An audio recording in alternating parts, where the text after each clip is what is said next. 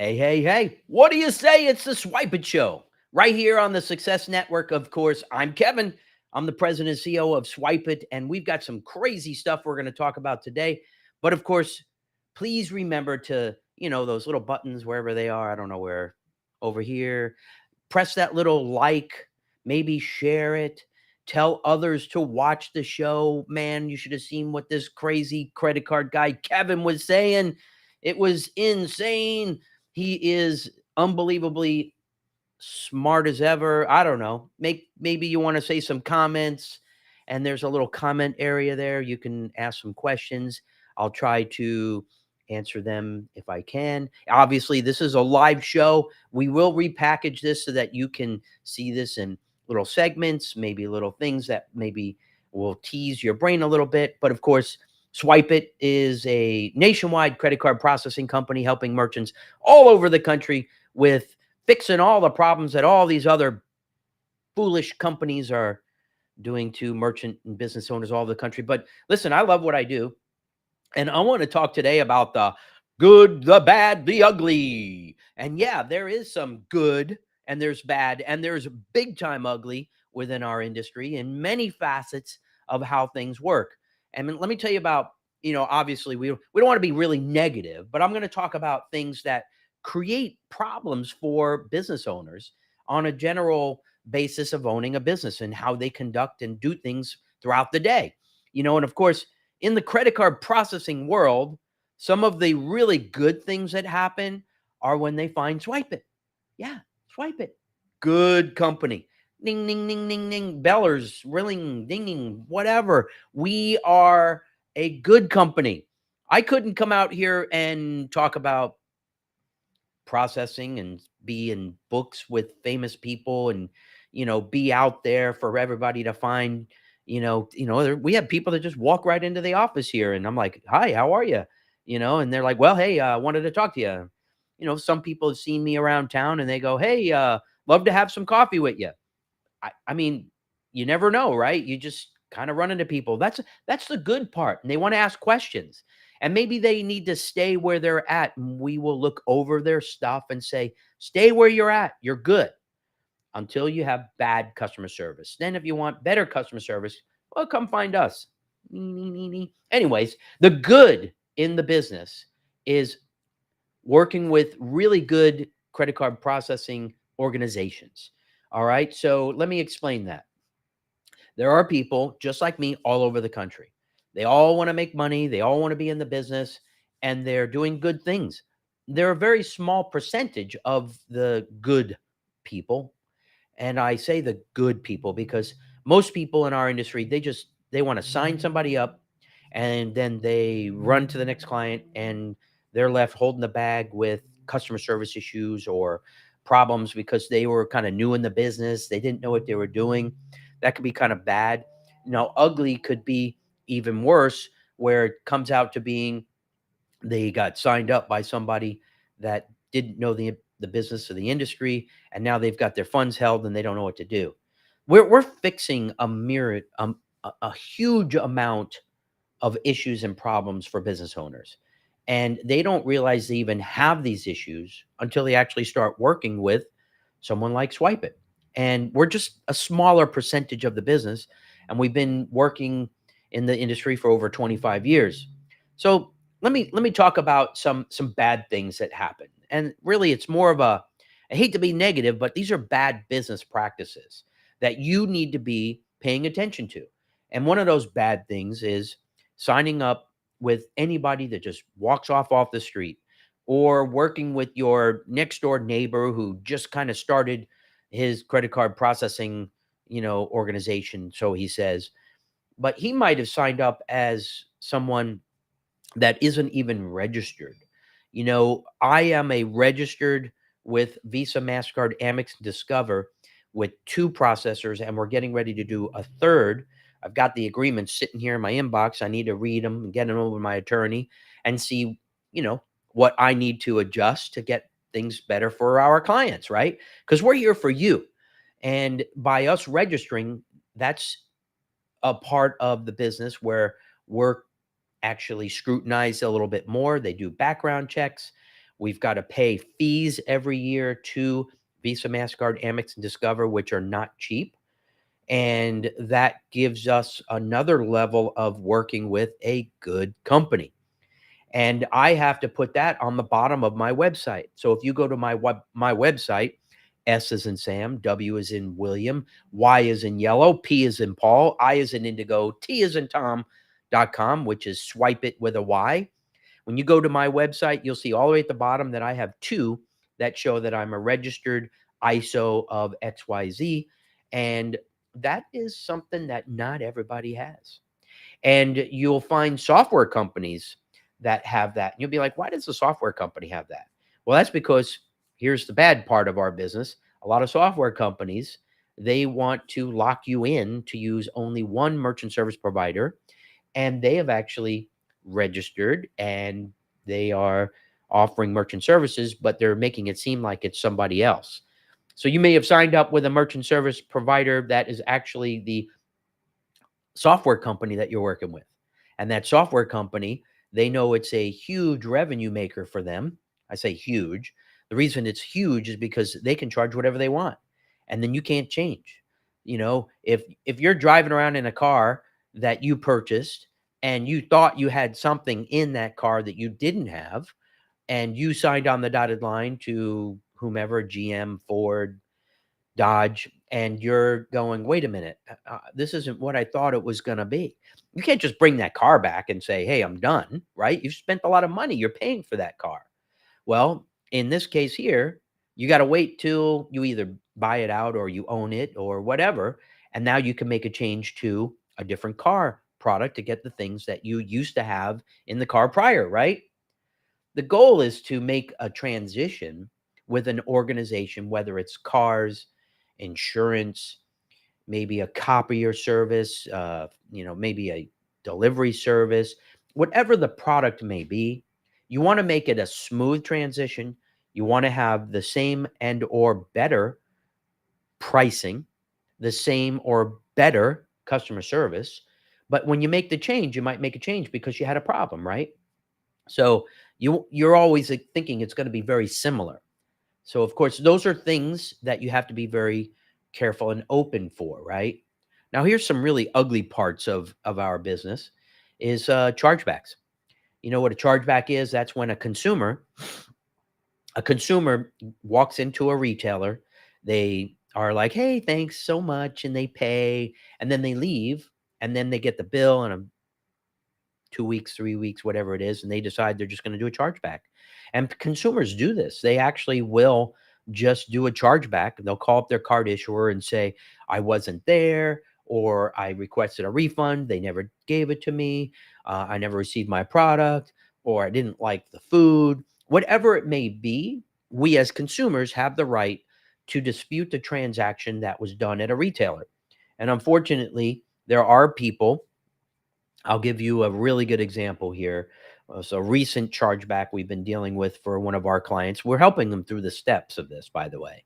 We can't we can't lie, cheat, or deceive, but we can give them the facts of how they can be assisted by gathering the correct information. So let me start from the beginning. One of our clients calls us up, says he's got almost $100,000 of actual chargebacks. He's a marketing company. He's doing all of these things that he needs to be doing to help that client get more business through the marketing. And then the owner of that business turns out has a partner, and the partner's credit card was being used. The partners had to dispute. They have dissolved each other. Now the partner is wanting to dispute the transactions that they paid for when he was happy with the business owner that he was a partner with. But because he's dissolved that relationship, he's now doing dispute for transactions that the practice actually should not be disputing. So the transaction came across in a specific manner. The merchant, obviously the business owner, is always very upset over this, and the emotions take over. So we're going to bring them down off of that cliff to help them with the emotional part and saying, this is a business transaction. Do not call the client.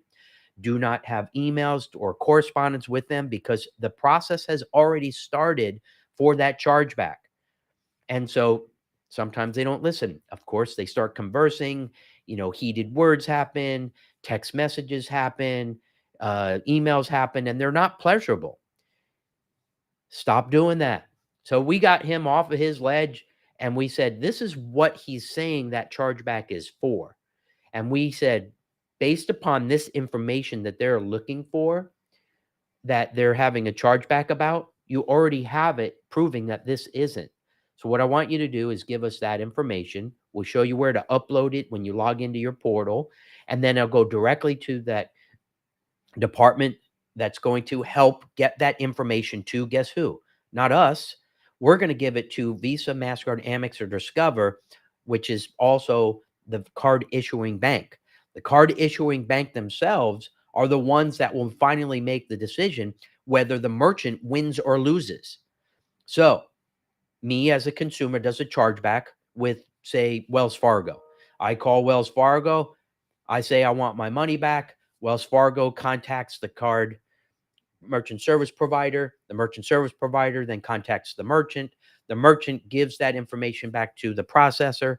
The processor then gives it to Wells Fargo, the card issuer, and the card issuer makes the final decision. And of course, the card issuer has to make the decision based upon the information that the merchant has provided. So we give our clients information to help them hopefully win a chargeback. Now, because the card issuer makes the decision, we have no control. Obviously, our clients, we want to side with them. But once the decision is made, then the customer might do a second chargeback and going, wait a minute, how did I lose that? So now they call up Wells Fargo or whatever bank it is, and or card issuer, and says, hey, I I lost this, and the customer has to have the money given back to the merchant, and the merchant feels vindicated because it's like, wow, I won. Well, they do it again. Now the second time in that process of the chargeback, the customer says, I want to dispute this again. And they come up with a different way or tactic or saying that that transaction took place. So now again, the merchant is emotional. How can they do that again? They can't do that. That must be illegal. Those transactions from 2 years ago. Well, they can do anything they want because they call up their card issuer and somebody at customer service. Oh, yes, sir. No problem. It's a whole nother person they're talking to. Now they're disputing it again. And they've said it was a different reason. So now we've got more information we're going to gather that we're going to say, now you have text and communication, and you need to give that to the process to help with getting this chargeback resolved, hopefully, right? So let's do that and get the information over. Second time goes through, now they lost. And the merchant's livid. He's like, man, how come I won the first time but lost the second time? I go, well, the information, they didn't lie. Who knows? We don't have any control over it.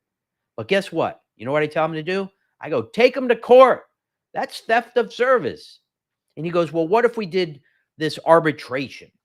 And I go, well, arbitration is a separate person that will actually look over this, all the information from the first and the second one. And they might actually side with you, but they may not side with you, but there's a fee to it. And in this case here, you may want to do it. So we suggest it, and sometimes they win, sometimes they don't. And then that's when we suggest, you know what, you probably should just take them to court. Theft of services. So if you're a business owner and you're using a product and or service and you paid with your credit card and you just didn't like the outcome of that, you might well just write it off on your taxes, because there are retailers that will sue you and or have information showing they performed the work. So don't be deceptive in your way of trying to get your money back just because you didn't like how somebody provided a service for you. Move on, get over it. you know the merchants are just like you as a business owner, and they're trying to make a living as well. And if they've provided the service and they take you to court, there's a good chance you're probably going to lose. I don't know too many judges that when you show this kind of level of information to a judge, this information, there's a good chance they're going to win. And you're going to be liable for court fees, other attorney's fees, and or damages. I've seen it. I've been at those court hearings because The merchant happened to be local and asked me to show up, and I did. And of course, the judge is like, "Well, who are you in the back there?" And I said, "Well, we're the sales office of the merchant service provider. We're helping, give the information. We're unbiased, but we do believe that we'd like to help our client." So that's a, kind of an ugly thing that people do. And in those cases, the outcome is up to the card issuer, some chargebacks. What's really bad for a merchant sometimes is when they have workers that work for them, and they think they've hired somebody good, right? I mean, anybody that, you look over the resume, you hire them, they seem trustworthy, you might have checked their references, they start working for your retailer, at your widget store, whatever product you're selling, and all of a sudden you start seeing some strange transactions. And you're like, "What is that?" So, obviously we've got reporting methods. They contact us, they say, "Hey, I'm looking for this. I see this credit card. Been a refund. I don't know what it is. I don't know why it's happening." And then we're able to give them times of transactions. We're giving them information. And then they go back and look on their video recordings for the days of those transactions. And we see right there on the video, the employee doing fraudulent things that they shouldn't be doing on their credit card machine. And of course, that leads to, unfortunately, an employee getting fired. But there are employees and people that when you hire them, you should be doing some sort of background check on them.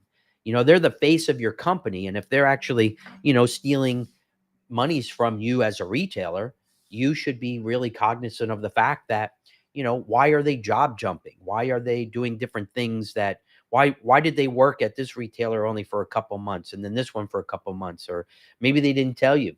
I don't know.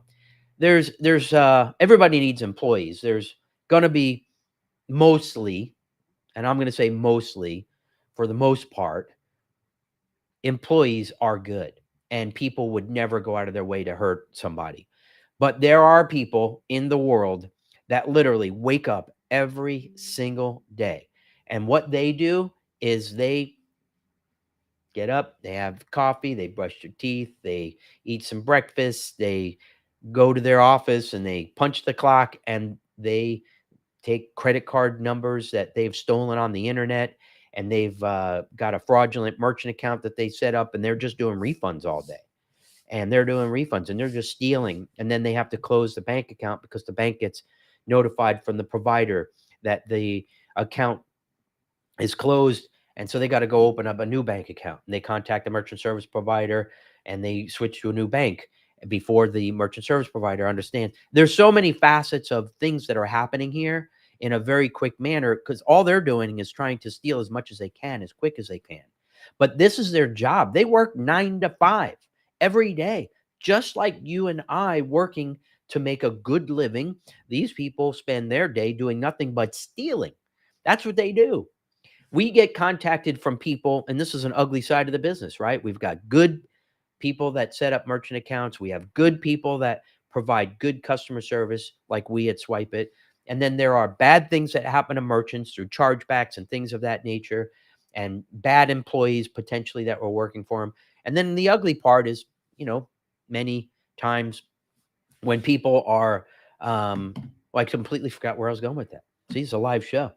Good, bad, ugly. Ugly part is when maybe you have also another person that you hire and they are just stealing monies from the company, and you don't even realize it has nothing to do with their credit card processing. We recently were contacted by a client of ours who, well, they were like, "Who are all these players here? We've got the processing company, we've got the gateway, and we've got this other company. We don't even know who these people are. Who are you?" It's an attorney for that company, and they kind of wanted to know what was going on because they wanted to maybe press charges for an employee that was stealing funds from them. Well, it turns out that on the day that that person was fired, they created a separate user account, and they went in, they were doing things they shouldn't be doing. At the end of the day, we've got a track history. We've got a cookie crumb of things that we can look into our system to assist with our clients to help them acknowledge or dispute bad things that they may or may not have been doing in the world of the credit card processing aspect of their business. So whether they were doing things into the credit card machine, maybe they were doing things into the point of sale, maybe they were doing it through the gateway. It doesn't matter. We've got a way. We know when things are happening on people's merchant accounts to assist a merchant with the bad and the ugly things that happen at their business. And we're a phone call away to assist with those types of issues and problems. I had a client whose ex-wife happened to still have access a year later, and she went in because he wasn't paying his whatever and started routing monies to her bank account. She did a banking account change. This is 10, 12 years ago, 15 years ago. And he called me up and said, "Hey, I haven't been getting my deposits." And I go, "Well, we see we're sending them right here. You did this banking change." I didn't do a banking change. Well, the wife knew all of his ex-wife knew all of his information to get into that merchant account. That's why it's so important to always create users.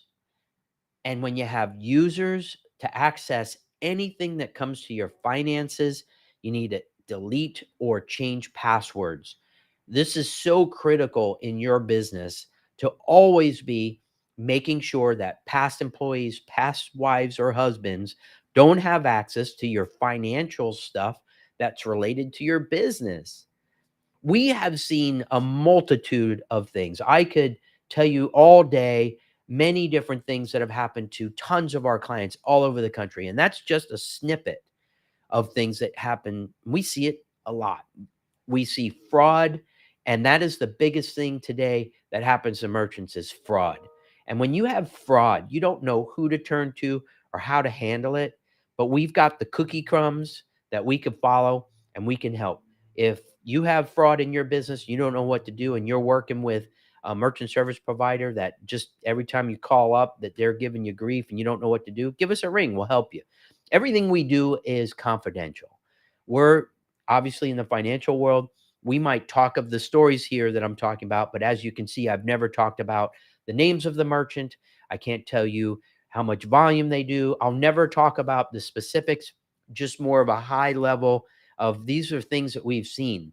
After 25 years of being in the credit card processing business, you need someone that's got your back, someone that can actually help you in your business, that, things that you need assistance. We're more than just a merchant service provider. You might need financial planning help. You might need insurance needs. Maybe you're looking for life insurance. Maybe you're looking for the better financial planner. Obviously financial means maybe you're looking for switching to a different merchant service provider and you thought it was a good deal, but you wanted to talk to us first. Maybe you have a brother or sister that's in a bind and they need assistance. We'll refer them over to us. We'll help you.